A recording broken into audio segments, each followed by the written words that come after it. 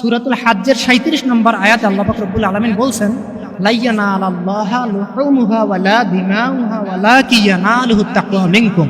তোমরা যে কুরবানি দিচ্ছ, মূলত এই কুরবানির গোশত বলো, রক্ত বলো, মাংস বলো, যা বলো, কিচ্ছু আল্লাহ পাক রব্বুল আলামিনের কাছে এগুলো পৌঁছে না। তাহলে কি পৌঁছে?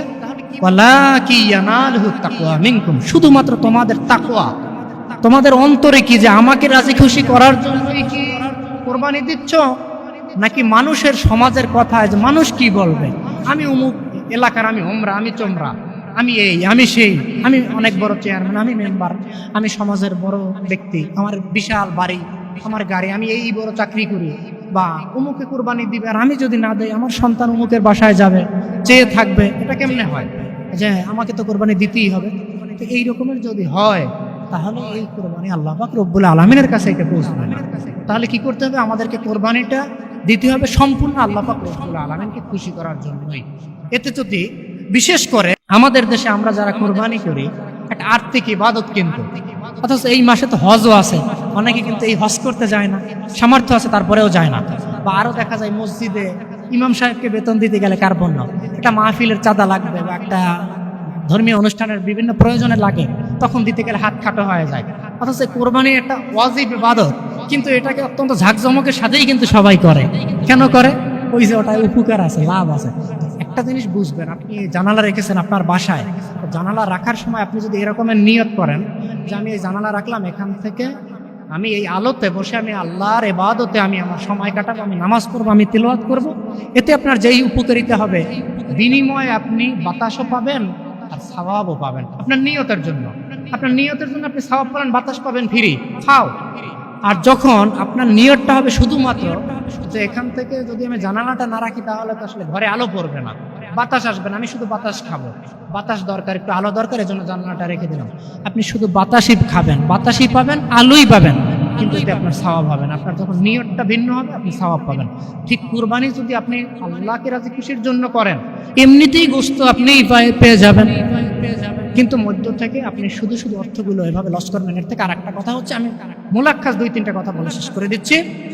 সেটা হচ্ছে, আমরা যারা ভাগে কোরবানি দেই, একটা মাসালা বলে দেই, এই যে ভাগে যারা আমরা কোরবানি দেই, এর ভিতর থেকে কারো যদি নিয়ত এমন হয় যে ওই যে নিয়ত যে আমি যদি কোরবানি না দেই মানুষ কি বলবে, বা গোশত খাওয়ার যদি একান্ত নিছক উদ্দেশ্য হয়ে থাকে, তাহলে সবার কোরবানি বাতিল হয়ে যাবে, সবার কোরবানি বাতিল হয়ে যাবে। অথবা কারো যদি একটা টাকা, আপনার ধরেন 1 লাখ টাকায় আপনি একটা গরু ক্রয় করেছেন, সেখান থেকে কারো যদি আপনার শতভাগ হালাল, কিন্তু আপনার অংশীদার যিনি আছেন ওনার যদি একটা পয়সা যদি হারাম হয়, সবার কোরবানি বাতিল হয়ে যাবে। এই জন্য সবথেকে এই যুগে সবথেকে সুন্দর একটা পদ্ধতি হচ্ছে নিজে একা একটা পশু দিয়ে কোরবানি করা। একটা পশু দিয়ে কোরবানি করার সওয়াবও বেশি। সেক্ষেত্রে আপনি চাইলে একটা ছাগল বা একটা খাসি দিয়ে আপনি কোরবানি করতে পারেন। আর যদি আপনার সামর্থ্য থাকে আপনি একটা গরু দিয়ে আপনি করেন।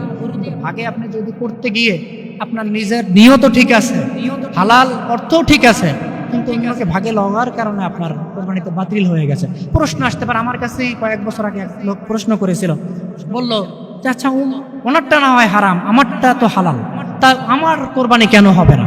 আমি তাকে একটা জবাব দিয়েছিলাম, যেহেতু উনি আলেম মানুষ আমার কাছে প্রশ্ন করেছিলেন, আমি এই জন্য ওনাকে একটু পাল্টা প্রশ্ন করেছিলাম যে আমি আপনাকে একটা গ্লাসের অর্ধেক পরিমাণ আমি আপনাকে ট্যাঙ্ক গুলে দিব, আর বাকি অর্ধেক যে এখানে আমি আপনাকে গরুর প্রস্রাব আমি আপনাকে দিব।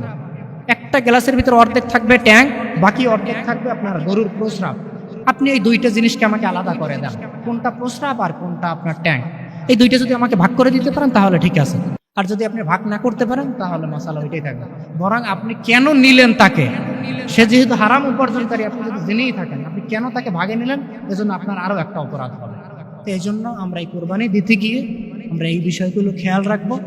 ইনশাআল্লাহ আমরা এভাবে আরো দীর্ঘ কোরবানির বিষয়ে অনেক কথা আছে, অনেক মশালা আছে, আমরা সে বিষয়গুলো। আরেকটা বিষয় হচ্ছে, আমরা কোরবানি করে যেন শুধুমাত্র নিজেরাই না খাই, গরিব অনাহারী যারা আছে, যাদের সামর্থ্য নেই, আমাদের তাদের মাঝেও বিলিয়ে দেই। এটা একটা মানবতারও তো একটা ব্যাপার আছে। আমি একা খাবো আর আমার প্রতিবেশী না খেয়ে থাকবে, তার মনে কত কষ্ট, আমরা যেন তাদেরকে দেই। সম্ভব হলে কাউকে আমরা ডেকে এনে একটু যেন খাওয়াই দিই, সবকিছু যেন নিজের জন্য না হয়। তো এই জন্য আপনারা আজকের এই আলোচনা থেকে যদি যারা পরিমাণ বিন্দু পরিমাণ উপকার লাভ করে থাকেন, আমি আপনাদের কাছে দোয়া চাই।